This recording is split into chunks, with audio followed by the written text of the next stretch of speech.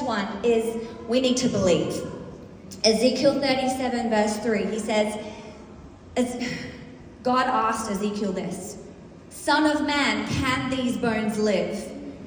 And how did Ezekiel respond? He says, "Sovereign Lord, you alone know." So faced with this vision, he's looking out at a valley, dry bones. It is a hopeless situation. There is nothing that can be done. You cannot take bones and bring them back to life except for God, right? And so, in essence, God is asking Ezekiel, what is your faith for this? What do you believe for this situation? What is your expectation here? Do you believe anything can happen? And as you see, Ezekiel's not like, no, it's hopeless, it's awful, it's been 10 years, where are you, God? He goes, God, you alone know. It's like, God, if you want to get involved, I know you can, I know you will. I believe anything is possible when God shows up. And I truly believe as the people of God, sometimes we box God because of our own, like, maybe he could do this, or potentially he could come through this way, and we put a box around and limit God, but actually our God is limitless. He can do things that we could never, ever imagine. And I pray that as the people of God, we decide to not be like the people in Nazareth who remember it said that Jesus couldn't do miracles because they were so familiar with him. That actually we're saying, God, we believe that you can do anything, that we have a faith and belief in him, that he is the God that opens doors that no man can shut, that he can do extraordinary things. You know, I have such a conviction of it because I have the privilege, and many of us in the room do, is as you walk with Jesus for any amount of time, you have testimonies.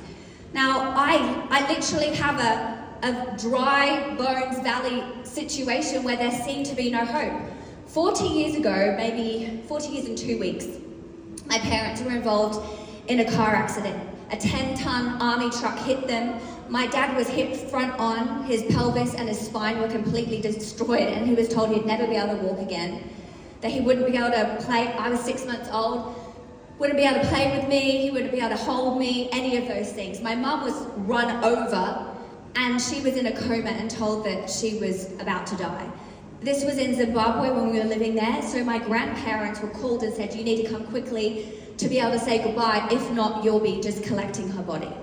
And they said, if she ever, which is probably not going to happen, comes out of this coma, she won't have any mental, cognitive function. So this was a dry bones, dead valley situation. And my dad and my mum, they were very loved in the church, and I know there was a whole church army across the world praying for them. And the next morning, my dad was like, okay, I have a 6-month-old baby, I have a wife in a coma, God, you have to heal me. And he did. He got out of bed the next day completely and utterly healed. Every single bone in his body healed. He runs 5 kilometers every day of his life, and he's 71. It's amazing. But my mum, she continued to lie there in a coma. My grandfather, he flew over, and he stood at the edge of a bed, and he prophesied like Ezekiel. He said, Rachel, you shall not die, you're gonna live. And 3 hours later, she woke up, completely normal, well, almost, as you can see, everyone's almost normal. She's completely normal, and has been preaching and prophesying and speaking and declaring the goodness of God ever since. So I know God can do miracles. I know God can do the impossible. And so I want to ask you today, can these bones live? What is your expectation? When it comes to your marriage, when it comes to your children, when it comes to your career, when it comes to your body, when it comes to your health, what's your expectation? When you look out at a hopeless situation, maybe it's been 10 years like Ezekiel's seeing, isn't it time for us to say, God, anything can happen. I believe you are a restorer. I believe you are a redeemer. I believe you are a God that turns all things together for good. Because my Bible tells me in 2 Corinthians 5 verse 7 that we're not meant to walk by sight, we're supposed to walk by faith, right? And I think so often we walk by sight.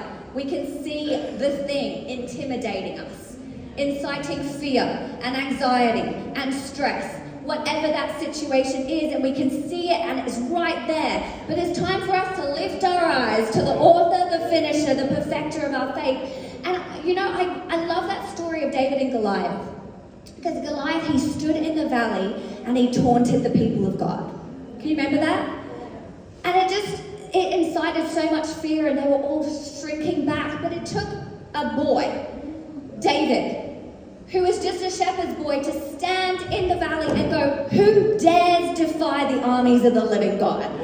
It's time for us to get a little bit of tenacity and say, no, my Bible tells me that no weapon formed against me shall prosper, that I'm the head and not the tail, that I'm above and not beneath, that nothing can come against me because I'm going to stand, and having done all, still stand. And so I want to ask us today, what do you believe? What do you believe? Let's have an increased expectation of what God can do. I want to see miracles happening every single time we go anywhere, because as we gather as a church, Jesus is here. The second thing is, we need to believe, but we also